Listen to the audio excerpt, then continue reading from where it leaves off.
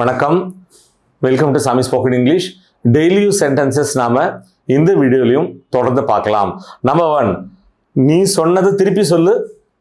யார்ட்டையாவது கேட்போம் இல்லையா, நீ சொன்னதை திருப்பி சொல்லு. எப்படி சொல்லுவோம்? Repeat what you said. Repeat what you said. நான் சொன்னதை நான் திருப்பி சொல்ல விரும்பல. பதிலுக்கு அவங்க சொல்லுவாங்க, I don't want to repeat it again. I don't want to repeat it again. நல்லா கவனிங்க, இந்த வாக்கியத்தில் ஒரு எரர் இருக்கு. என்னது? again. இந்த adverb தேவையில்லாதது. ஏன் தெரியுமா? ரிப்பீட்னாலே சொன்னதை திருப்பி சொல்றதுதான். அப்ப திருப்பி again வந்து தேவையில்லை. அதனால நான் சொன்னதை நான் திருப்பி சொல்ல விரும்பல. இதை இப்படி சொன்னாலே போறோம். எப்படி? I don't want to repeat it. Next பார்க்கலாம். அவர் சொன்னதையே பேசினதையே திருப்பி திருப்பி சொல்லிட்டே இருந்தாரு. He kept repeating the same thing over and again. He kept repeating the same thing over and again. Next என்ன? நம்பர் 2, செய்யறதுக்கு முன்னாடி சொல்லு. Tell me before doing. Tell me before doing. வர்றதுக்கு முன்னாடி கால் பண்ணு. Call me before coming. Call me before coming. Next என்ன? Number 3, நான் அதை பயத்தில் அப்படி செஞ்சுட்டேன். I have done it out of fear. I have done it out of fear. நான் பொறாமையில அதை செஞ்சுட்டேன். I have done it out of jealous. I have done it out of jealous. Next பாருங்க, நான் காத்திருந்திருக்கணும். நல்லா கவனிங்க, நான் வெயிட் பண்ணி இருக்கணும்.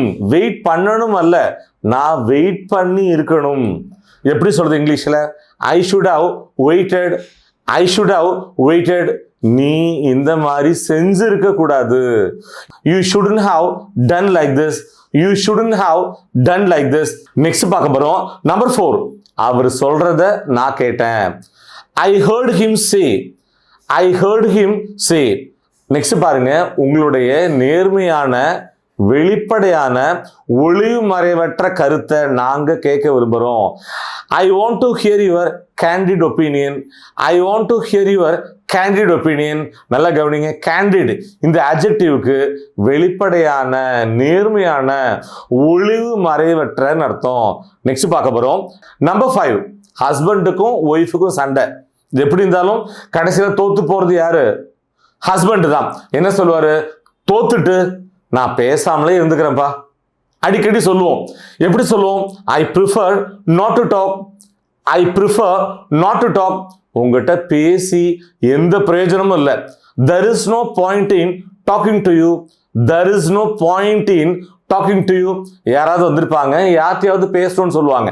என்ன கேட்போம்? நீங்க யார்கிட்ட பேச விரும்புறீங்க? எப்படி கேட்கறது?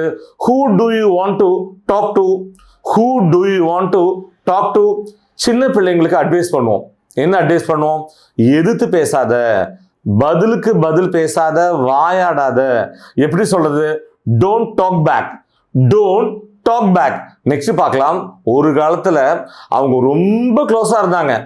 ஆனா இப்ப அவங்க ஒருத்தருக்கு ஒருத்தர் பேசிக்கிறது கூட இல்லை. இப்ப அவங்க ஒருத்தருக்கு ஒருத்தர் பேசிக்கிறது கூட இல்லை. எப்படி சொல்றது இங்கிலீஷ்ல? they are not even on speaking terms now. they are not even on speaking terms now. Next பார்க்க போறோம். நெக்ஸ்ட் என்ன? நம்பர் 6, ஏன்பா சும்மாவே உட்காந்துருக்க? சும்மா உட்காந்துருக்க யாரையா பார்த்து கேட்போம். எப்படி கேட்கறது இங்கிலீஷ்ல? why are you sitting idle? why are you sitting idle? என்னுடைய அக்கா பொண்ணு சரியான சோம்பேறி. வாழைப்பழத்தை கூட உரிச்சு அவளுக்கு வாயில ஊட்டி விடணும். So my niece is born idle. my niece is born idle. who is a born idle? Extremely lazy. ரொம்ப ரொம்ப ரொம்ப சோம்பேறியா இருக்கிறவங்களை தான் நம்ம என்ன சொல்றோம்? born idle சொல்றோம்.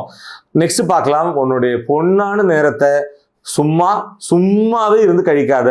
Don't idle away your precious time.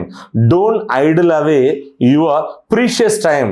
நல்லா கவனிங்க, ஐடில் அவே இந்த ஃப்ரேஸில் புக்கு சும்மா பொழுத போக்குறதுன்னு அர்த்தம். இந்த லெசனோட லாஸ்ட் லெக் வந்துட்டோம். நம்பர் 7, சாக்கு போக்கு சொல்றத நிறுத்து. எப்படி சொல்றது? Stop making excuses. Stop making excuses.